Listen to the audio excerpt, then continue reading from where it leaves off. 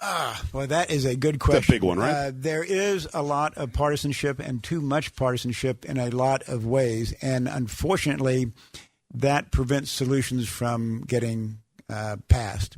And we see that whether it's the budget, we see that whether it's excessive spending, we see that whether it's entitlement reform or anything else. All I can really say to you is I think there's a time for bipartisanship, and that's to get the job done for the American people. On the other hand, the parties do stand for different things. And there is going to be contention. There is going to be disagreement. But I don't think we should ever get to the point where the country is being hurt because of that disagreement. Maybe that's where I put the line on partisanship. On the Judiciary Committee, we started off this year. When I became chairman, I actually had the first bipartisan retreat of any committee in Congress. And that was an effort to try to reach across the aisle, get us going the same direction, figured there was no harm done. We were going to need Democrats if we were going to pass legislation. And I think that kind of outreach was appreciated. On the other hand, on most votes, most legislation that comes up before the Judiciary Committee, there is pretty much of a party split. But the partisanship, I don't think, has been excessive. But I do think that in many ways, this administration has been far more partisan than a lot of us thought. The promise made during the campaign was that this administration was going to be post-partisan, beyond partisanship. We haven't seen that. I hope we see it soon. The only way we're ever going to get to a balanced budget, the only way we're going to ever keep taxes low, the only way we're ever going to reform health care is if there is a bipartisan effort, and the administration has to be a part of that. For a moment when you said post-partisan, I thought you said postpartum, and I was thinking, who had the baby, and what do we do about it? Okay, entitlements. In Bexar County, 1 in 6 are on entitlements, $500 million a year spent in Texas. No, $500 million a month, I should say, $6 billion a year spent in Texas on entitlements, on people who are getting Medicaid or food stamps or whatever. 1 in 6 or 1 in 7 Americans is on food stamps now. Can we ever have our Congress that promotes legislation that can really fix the entitlement system, or is it just going to be a bunch of hot air from people running for election? A little bit of background on entitlements. Today, Medicare, Social Security, Medicaid take about 60% of the budget. If we do nothing, it will be 100% of the budget in 25 years. Beyond, I know it just is incredible, but that's what it is. They just came out, the various studies just came out this past week saying that Medicare was going to be bankrupt in about 25 years, I think it was. Social Security going to be bankrupt in 12 to 13 years. And if we wait that long, it is going to be an absolute catastrophe. So we're going to have to reform some of those programs pretty soon. Can we do it? A budget. Republicans have proposed a budget in the House that does reform some of those plans. The administration has not yet put forth their proposal.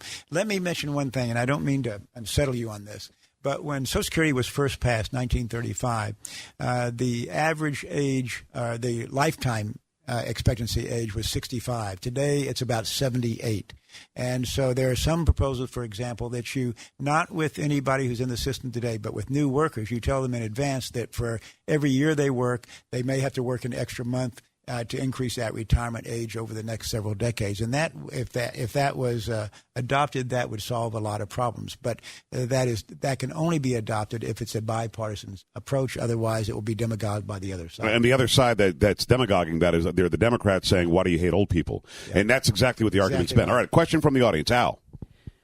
My question has to do with what can we do with the fact that we have already exceeded the debt limit and it hasn't made the public news. April 15th is when we exceeded it, and except for 4 days since then, we have been over the debt limit. Yeah. Why can't we hold Secretary Geithner accountable? And that is a good question. You gave me a piece of paper showing just that to be the case. I don't know, honestly, whether he is violating law to do that. I'm sure he is not. There must be something in the law somewhere that allows him to have some kind of discretion. It seems to me we need to go back and change the law to make sure that it's enforced and that he cannot do that. And if we did that alone and put a hard iron top on the kettle and didn't let him expend beyond his authority, that would be a good solution. We're going to have to take some action along those lines to really enforce it. Otherwise, it'll never be enforced. Any more questions on this side over here? And who in here owns a cat? Because my nose is going nuts. Oh, because I hugged you, Louise. That's what happened. I'm allergic to Elf Louise, just to let you know. All right, what is your name? Ron. Okay, Ron, what is your question? My question was, we're talking about the czars, and Yes. right now, I don't know if you've heard where the czars are going after the Amish for selling unpasteurized milk. Of all the things to be concerned about, Don't they have again, more to what do? is anybody doing about these czars? Yeah. Don't they have more to do than that? Let the people live their lives the way they know how, and it's very dignified life.